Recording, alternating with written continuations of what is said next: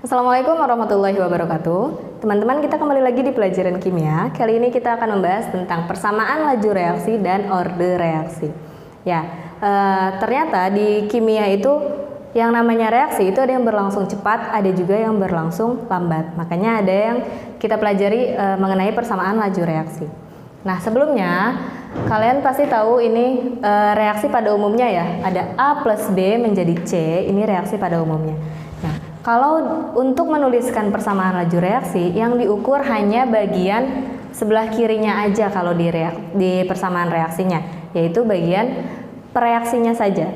Maka dituliskan V atau laju reaksi itu sama dengan K dikalikan konsentrasi A pangkat X. Nah, pangkat X ini adalah orde reaksi terhadap konsentrasi A gitu. Nah, dikalikan lagi dengan konsentrasi B pangkat Y. Nah, pangkat Y ini adalah orde reaksi terhadap konsentrasi B gitu. Nanti kita akan bahas terkait orde reaksinya. Nah, kalau misalkan ditanya orde totalnya.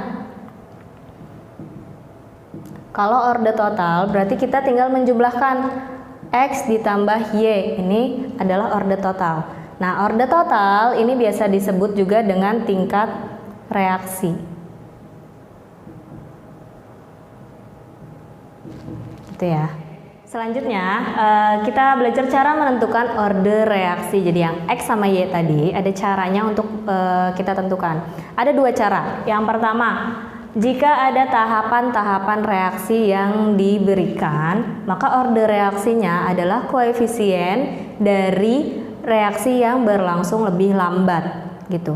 Contohnya, misal di sini ada reaksi 2H2 ditambah 2NO menjadi 2H2O plus N2.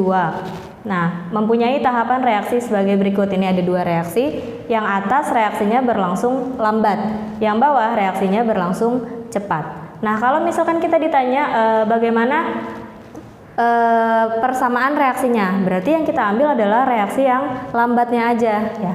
Yang ini aja nih yang kita ambil. Yang reaksi yang bawah gimana? Abaikan aja gitu. Nah, dari reaksi sini kita ingat lagi bahwa orde reaksi itu adalah tahapan koefisien dari tahapan yang paling lambat. Koefisien yang mana? Nah, seperti yang tadi di awal kita bahas ya, bahwa yang diambil hanyalah bagian yang kiri atau pereaksinya saja. Maka dari reaksi ini, dari reaksi yang lambat kita ambil bagian kirinya aja.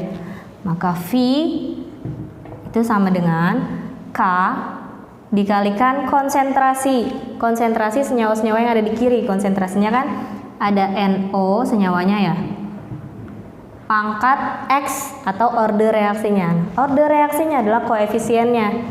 Berarti karena di sini koefisiennya 2, berarti ordenya adalah 2. Satu lagi pereaksinya ada H2. H2 pangkat koefisiennya. Koefisiennya H2 berapa? 1 kan? Kalau 1 nggak perlu kita tulis gitu. Jadi persamaan reaksinya seperti ini. V sama dengan K dikali konsentrasi NO pangkat 2 dikali konsentrasi H2. Berarti ini ya ordenya 2 dan 1 harus ditulis di sini. Kalau tidak ditulis berarti 1 gitu. Kalau ditanya orde total, berarti orde totalnya 2 tambah 1 ya, 3 ya. Orde totalnya 3 atau tingkat reaksinya 3 gitu ya. Oke, cara yang kedua, kalau misalkan berdasarkan data-data eksperimen ya. Misal di sini contohnya ada persamaan reaksi kimia H2 ditambah O2 menjadi 2H2O. Diperoleh data sebagai berikut nih ya. Ada 3 percobaan. Di percobaan pertama konsentrasi H2-nya 0,1, konsentrasi O2-nya 0,2, ini dalam satuan molar ya umumnya ya. Kemudian V-nya atau kelajuannya itu 4 molar per detik, biasanya satuannya itu. Ini yang ke bawahnya juga sama ya, tinggal dibaca aja. Kemudian tentukan persamaan laju reaksinya gitu. Seperti yang kita tahu, persamaan laju reaksi itu V sama dengan K dikalikan konsentrasi A pangkat X atau orde X, ordenya si A, kemudian B pangkat Y. Nah, A-nya berarti adalah H2, kemudian B-nya yang O2. X dan Y-nya kita cari.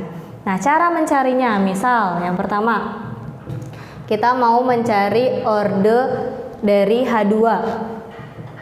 Orde H2 berarti kan X ya. Kalau kita mencari orde H2 berarti konsentrasi O2-nya harus tetap. Jadi senyawa yang lainnya harus tetap supaya kita mendapatkan orde yang satunya lagi. Berarti ini syaratnya O2 tetap. Mana yang konsentrasi O2-nya tetap? Kita lihat di sini. Yang konsentrasi O2-nya tetap itu adalah persamaan 1 dan 3 kan ya. Berarti kita tuliskan persamaan 1 dan 3. Nah, yang persamaan 1 yang kita tuliskan tetap H2-nya karena yang kita cari adalah H2. Ya, jadi O2 itu hanya sebagai patokan dia tetapnya aja gitu. Yang kita tuliskan tetap H2-nya. H2 persamaan 1 itu 0,1 ya, ini. Kemudian yang di persamaan 3 ada 0,2. 0,2. Kemudian V-nya kita lihat kelajuannya yang di percobaan 1 V-nya 4, kemudian yang di percobaan ketiga V-nya 16 gitu. Nah, dari 0,1 ke 0,2 itu berapa kalinya? 2 kalinya kan ya? Itu kita tulis 2 kalinya. 2 pangkat X karena kita mau mencari ordenya gitu. Kemudian ini juga sama. 4 ke 16 berapa kalinya? 4 kalinya kan ya? Berarti kita tulis di sini 4. Nah, 2 pangkat berapa yang hasilnya 4? Pangkat 2 ya. 2 pangkat 2 hasilnya 4. Berarti X-nya adalah 2 gitu.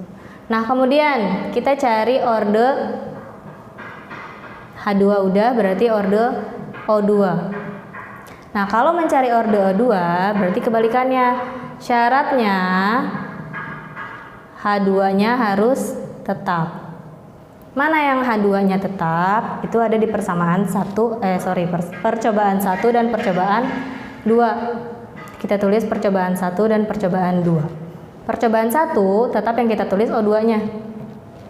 Percobaan 1-nya 0,2. Kemudian yang di percobaan 2-nya 0,4. Kelajuannya di percobaan 1-nya 4. Di percobaan keduanya 4 juga kan ya gitu. Nah, ini baru kita pertanyakan ya, 0,2 ke 0,4 berapa kalinya? 2 kalinya kan ya. Nah, kita mencari orde Y, berarti kita pangkatkan Y. Kemudian 4 menjadi 4 berapa kalinya? 1 kalinya kan ya. Nah, 2 pangkat berapa yang hasilnya 1? 2 pangkat 0, karena berapapun yang dipangkatkan 0 hasilnya adalah 1 gitu. Oke, kita sudah dapatkan nilai X dan nilai Y atau ordenya ya, orde dari H2 dan orde dari O2. Maka tinggal kita masukkan ke persamaan laju reaksinya. Berarti V sama dengan K dikalikan dengan A-nya, itu adalah yang depan H2 atau yang tadi kita cari X-nya. Nah, X-nya kan udah dapat ya 2, berarti kita masukkan di sini 2. Kemudian B-nya adalah O2 pangkat Y yang sudah kita cari tadi nilainya 0, tuliskan di sini 0. Nah, tapi berapapun dipangkatkan 0 itu hasilnya adalah 1, maka di sini kita tidak perlu tuliskan lagi H2O pangkat 0, O2 pangkat 0, sorry. Berarti V-nya adalah K dikali konsentrasi H2, sorry ini H2 ya, pangkat 2. Cukup sampai sini saja. Oke? Semoga bisa dipahami ya, supaya kalian lebih paham untuk menerapkan apa yang tadi kita pelajari. Silahkan kalian coba satu soal ini ya. Mari mencoba, silahkan kalian coba. Nanti hasilnya boleh langsung kirim ke saya. Oke, terima kasih. Cukup sampai di sini video kita kali ini. Terima kasih. Wassalamualaikum warahmatullahi wabarakatuh.